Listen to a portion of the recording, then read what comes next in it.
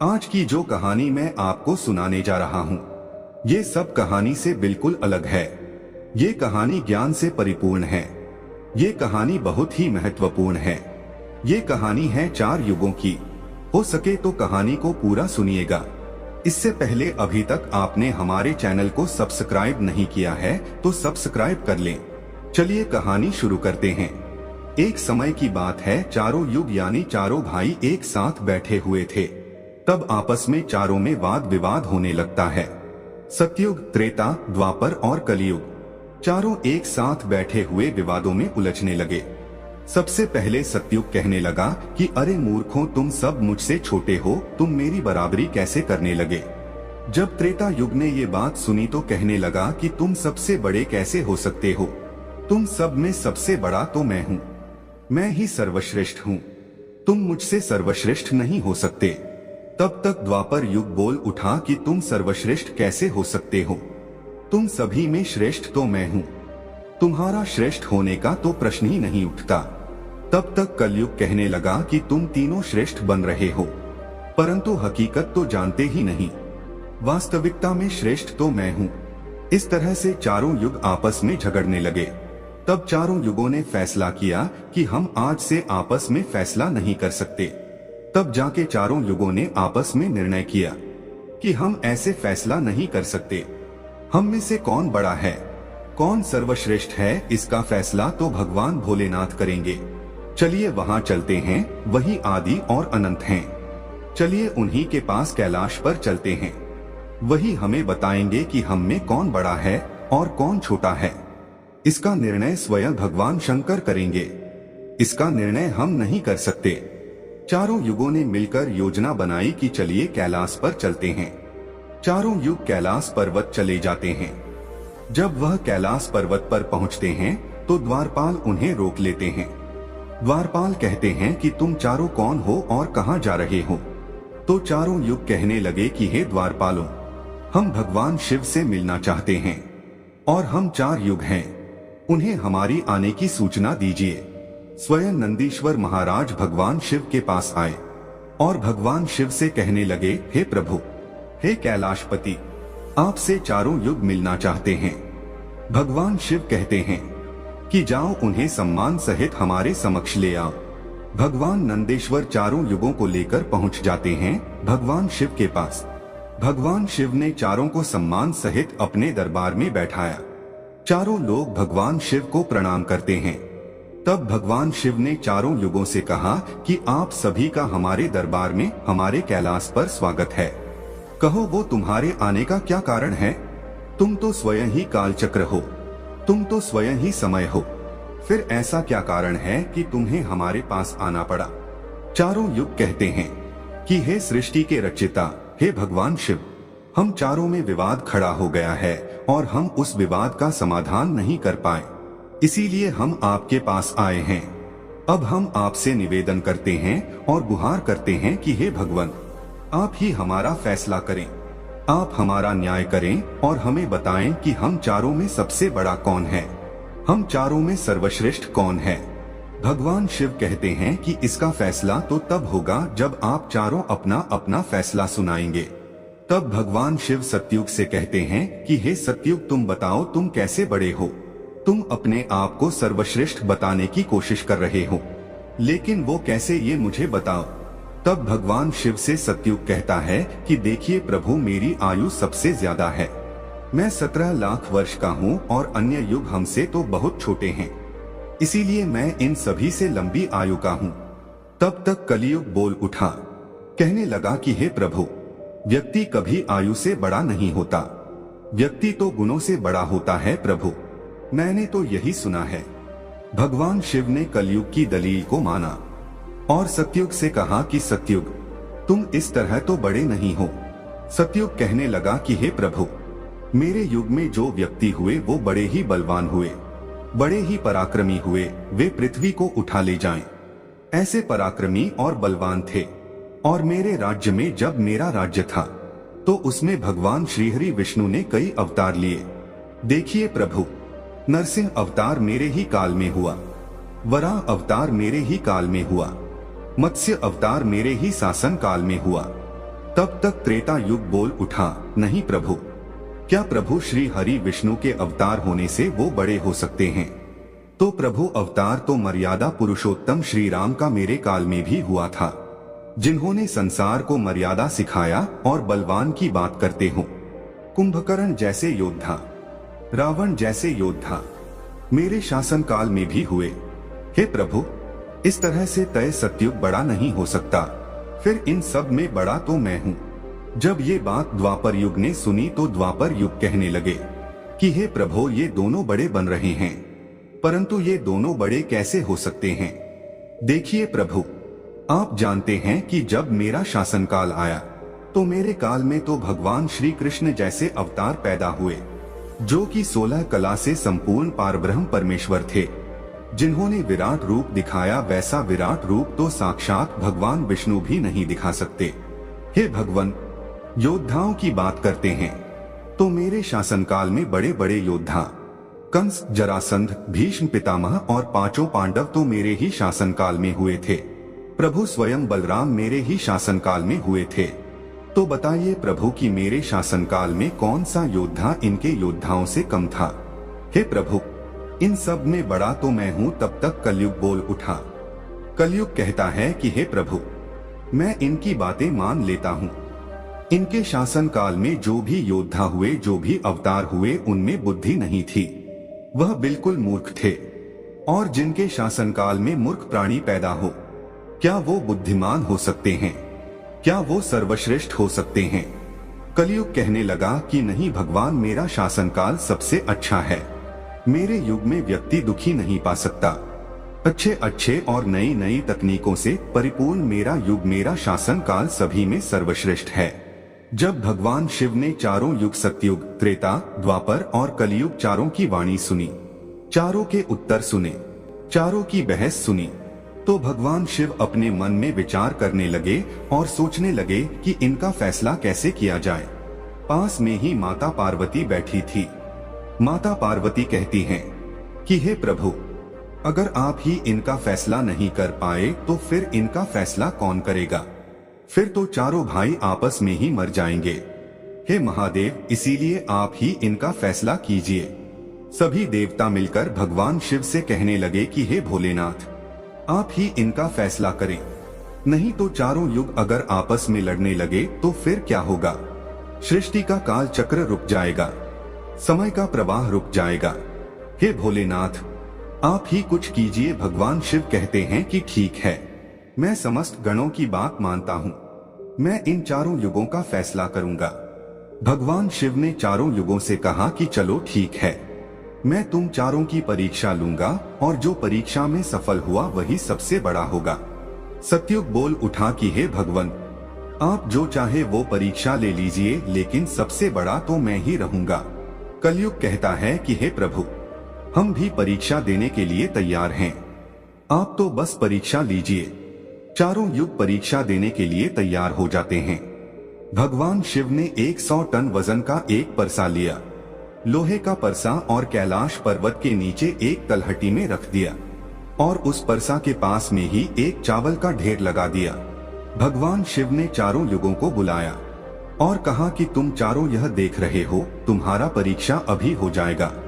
भगवान शिव सतयुग से कहते हैं कि सतयुग, मेरे 500 गण यहाँ बैठे हैं और इस परसा में रखे हुए चावल को बनाना है, तो इन चावलों को तुम्हारे युग का व्यक्ति ही बनाएगा और मेरे यहाँ जितने गण हैं वो सब भोजन करेंगे। भगवान शिव कहते हैं कि हे सतयुग, तुम तुम्हारे युग का व्यक्ति बनाओ और उसे भोजन बनाने के लिए भेज दो, और हम सभी लोग यहाँ खड़े होकर देख रहे हैं। जब भगवान शिव की बात सतयुग ने सुनी तो एक बहुत बड़ा बलवान योद्धा सतयुग ने बनाया और कह दिया कि जाओ बेटे, इस परसा में चावल बनाओ और बनाकर के भगवान शिव के इन सभी गणों को भोजन कराओ। अपने महाराज का आदेश सुनकर के सतयुग का आदमी चलता है, वहां आकर के देखता है कि उस परसे का भार 100 टन से ऊपर है, हजारों मन से ऊपर का परसा है। वह तो सतयुग का व्यक्ति था, वह बड़ा ही बलवान था। उसने एक बहुत बड़ी भट्टी खोदी। भट्टी खोदने के बाद पेड़ों को तोड़ करके लाया और उसमें अग्नि जलाई।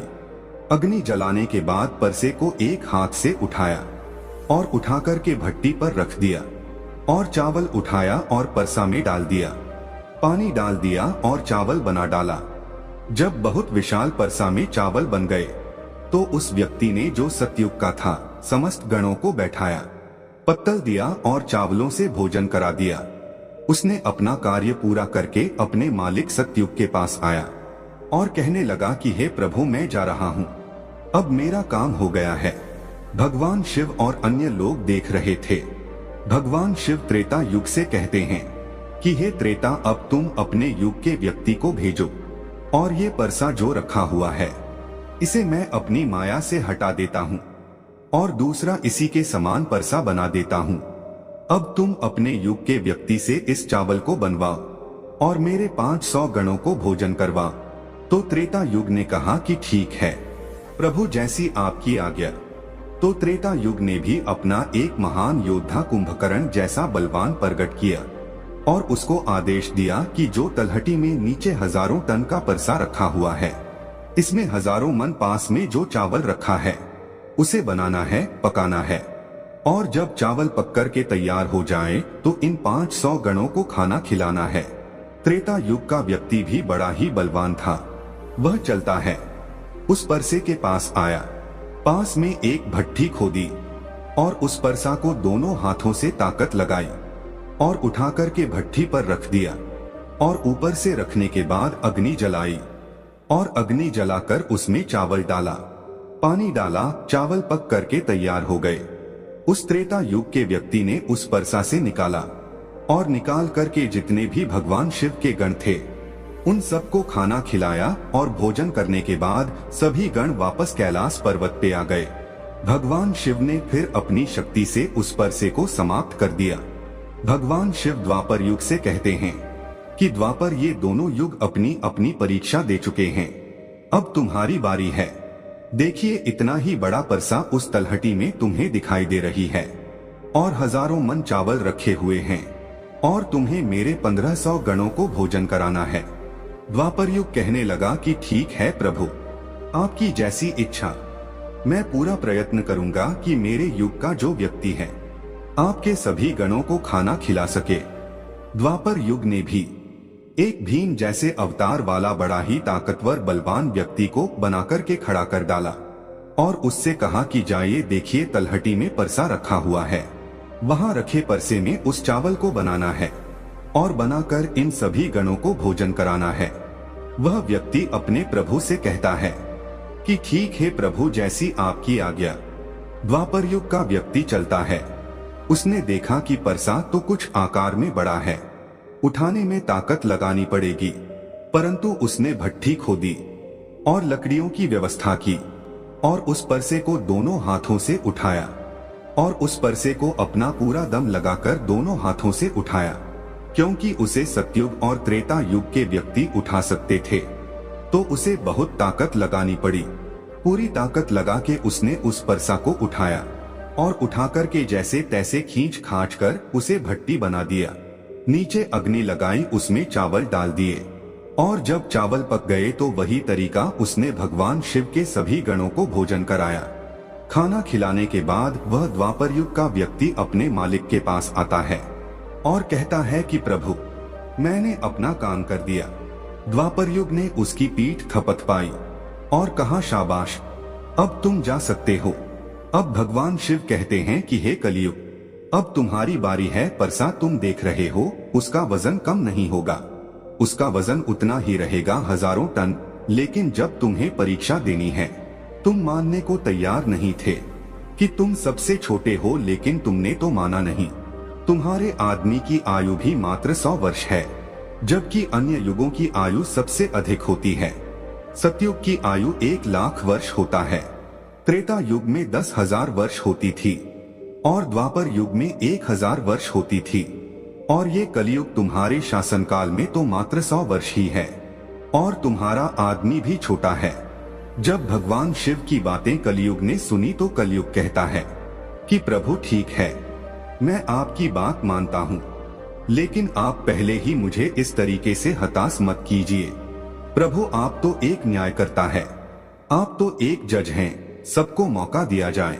परीक्षा के लिए आप मुझे भी परीक्षा देने का मौका दीजिए। हम भी परीक्षा देकर देखेंगे। यदि हमसे नहीं हो पाया तब जाके हम मानेंगे। भगवान शिव कहते हैं, ठीक है, तुम अपना आदमी बुला लो। फिर भगवान शिव कहते हैं कि ये परसा देख रहे हो, हजारों टन का है, वहां चावल रखा है। यह हजारों किलो टन का परसा है और इसमें इतने सारे चावल रखे हुए हैं। तुम्हारा व्यक्ति क्या करेगा? कलयुग कहता है कि ठीक है प्रभु, आप मेरा तमाशा तो देखिए। तीनों युग हंसने लगे। भगवान शिव भी उसकी बातों को सुनकर अचंभित थे। भगवान शिव सोच रहे थे कि क्या कलयुग का व्यक्ति इतने हजारों किलो टन का परसे को उठा पाएगा। कलयुग ने बड़ा ही बुद्धिमान व्यक्ति को पैदा किया। बड़ा ही तीव्र व्यक्ति था, बहुत ज्यादा सोचने वाला व्यक्ति था। सभी गुणों से संपन्न व्यक्ति को कलयुग ने पैदा किया और पैदा करके व्यक्ति से कहा कि बेटे, तुम्हें अपनी शक्ति दिखानी है। परीक्षा का समय है। यदि तुम इसमें असफल हो गए तो मैं सबसे छोटा हो जाऊंगा। वह व्यक्ति अपने महाराज से कहता है कि महाराज, इस एक परसा की बात करते हैं। आप ऐसा हजारों परसा यदि हमारे सामने हो तो भी कुछ भी नहीं कर सकते। जब उस व्यक्ति की बात तीनों युगों ने सुना तो वह हंसने लगे। कह रहे थे कि आज छोटा सा व्यक्ति जिसकी लंबाई मात्र 3 हाथ है, ये क्या करेगा, जबकि हमारे युगों की लंबाई तो बहुत हुआ करती थी। ये बात तो बिल्कुल सच है। सतयुग के लोगों की लंबाई 21 हाथ थी और त्रेता युग के व्यक्ति की लंबाई स्वयं के 14 हाथ थी और द्वापर युग के व्यक्ति की लंबाई स्वयं के 7 हाथ थी और कलयुग के व्यक्ति की लंबाई स्वयं के 3.5 हाथ होती है। तीनों युग बड़ी जोर जोर से हंस रहे थे। कलयुग कहता है कि आप बस देखते रहिए, मैंने अपने लड़के को भेज दिया है। कलयुग का आदेश पाकर के वह कलयुग का व्यक्ति, तीव्र बुद्धि वाला व्यक्ति उस तलहटी में आया। तलहटी में आकर के उसने देखा कि परसा का वजन तो बड़ा ही विशाल है, मैं इसे उठा नहीं पाऊंगा। तो उस व्यक्ति ने दिमाग लगाया, उस परसे के नीचे मिट्टी खोदना शुरू कर दिया। परसा तो उसने हिलाया भी नहीं और उसके नीचे भट्ठी खोदकर तैयार कर दिया। लकड़ियों की व्यवस्था करने में उसे तब थोड़ा सा भी समय नहीं लगा, क्योंकि लकड़ियां वही रखी हुई थी। उसने उन लकड़ियों को उठा लिया और उस भट्ठी में आग जला दी। परसा में चावल डाला, पानी डाला और बस कुछ ही समय में चावल पककर के तैयार हो गए। वह कलयुग का व्यक्ति कितना दिमाग वाला था, उसने कुछ भी नहीं किया। परसा के नीचे भट्ठी खोद दी और उसमें आग जला दी। चावल को डाल दिया और चावल में पानी डाला और चावल पक भी गया। जब चावल पक गए तो भगवान शिव के गणों को एक कतार में बैठा दिया। उन गणों से कहा कि आप मेरा साथ दें और इन चावलों को आपस में परोस दीजिए। भगवान शिव के 4 विशाल गण चलते हैं और उन चावलों को बाल्टियों में भर भर के सभी गणों को परोस दिया। तब कलयुग कहता है कि अब आप सब भोजन कर सकते हैं। भगवान शिव के सभी गण खुशी खुशी भोजन करते हैं। कलयुग का मनुष्य उन 4 शेष बचे गणों को भी भोजन कराया। भोजन कराने के बाद उस परसे को साफ किया और परसा वही छोड़ दिया और उसका काम पूरा हो गया। वो अपने महाराज कलयुग के पास आया और आकर के कलयुग से कहा कि हे प्रभु, मैंने आपका काम कर दिया है। कलयुग बहुत खुश था। वह उसका पीठ थपथपाता है और कहने लगा, वाह शाबाश, आपने मेरी लाज रख ली, आपने मेरी परीक्षा पास कर ली। भगवान शिव और तीनों युग देख करके अचंभित रह गए। कलयुग कहने लगा कि हे भगवान शिव, अब आप निर्णय कीजिए कि हम में से बड़ा कौन है। भगवान शिव मन में विचार करने लगे और सोच करके जवाब दिया। भगवान शिव कहते हैं कि मैंने तुम चारों की परीक्षा देखी। जब सतयुग का व्यक्ति आया तो उसने अपनी ताकत लगाई और ताकत लगा के फरसे को उठा करके अग्नि पे रख दिया और स्वयं ही मेरे सभी गणों को चावल परोसा। जब त्रेतायुग की बारी आई तो उस व्यक्ति ने भी बिल्कुल ऐसा ही किया। परसे को उठाया, भट्टी पे रखा, उसमें चावल डाला, पानी डाला और उसे पकाया और सबको खिलाया। और इसी तरीके से द्वापर युग के व्यक्ति ने भी किया।